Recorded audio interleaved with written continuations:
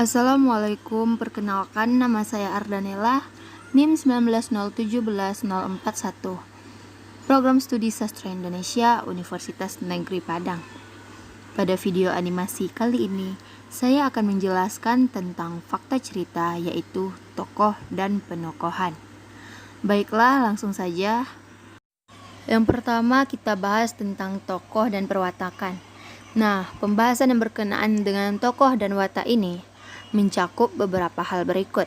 Yang pertama, penokohan dan perwatakan. Yang kedua, jenis tokoh. Dan yang ketiga, motivasi tokoh. Yang pertama, penokohan dan perwatakan. Kata tokoh memiliki arti yang berbeda dengan kata watak.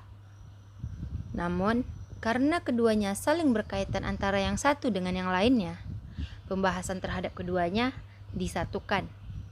Bertolak dari argumen tersebut, pembahasan tentang penokohan juga tidak dapat dilepaskan dari pembahasan tentang perwatakan.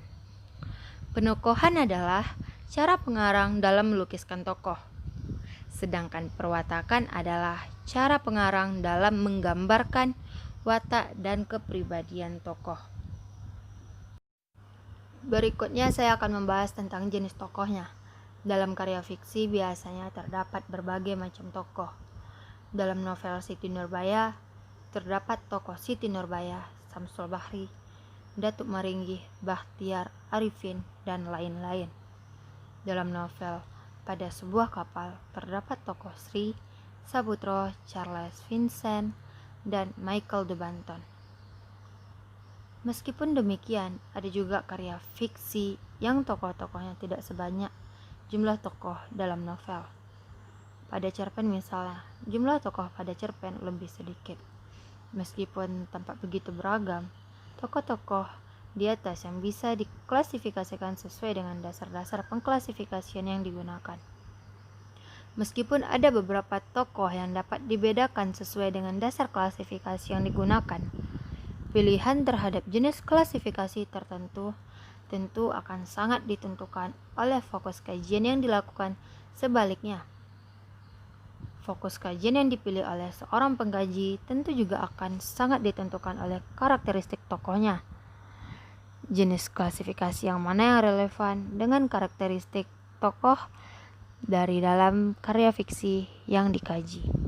Dengan cara demikian akan terdapat kesesuaian antara objek kajian dan klasifikasi yang digunakan dalam mengkaji. Baiklah, sekarang kita akan membahas bagian terakhir dari penokohan dan perwatakan, yaitu motivasi tokoh. Tokoh pasti melakukan tindakan tertentu. Tindakan yang dilakukannya pasti didasari oleh alasan tertentu yang sesuai dengan tindakannya itu. Alasan tokoh melakukan tindakan itu disebut dengan motivasi. Apabila ada tokoh yang di dalam bertindak tidak didasarkan pada alasan tertentu, misalnya sekedar bertindak atau hidupnya hanya mengalir, tindakannya itu disebut absurd. Motivasi bisa dibedakan menjadi dua jenis, yaitu motivasi spesifik atau partikular dan motivasi dasar atau umum.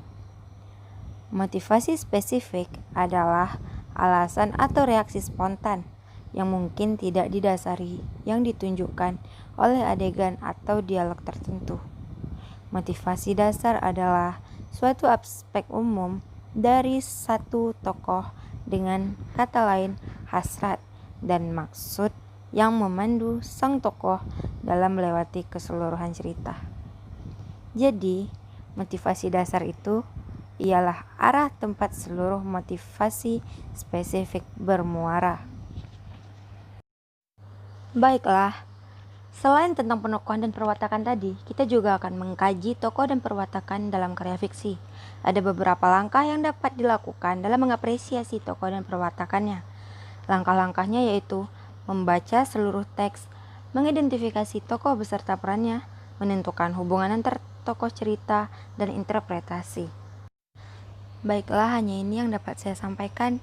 Jika ada kekurangan, mohon dimaafkan, dan jika ada kelebihan, tolong jangan minta kembalian. Semoga bermanfaat. Wassalamualaikum warahmatullahi wabarakatuh.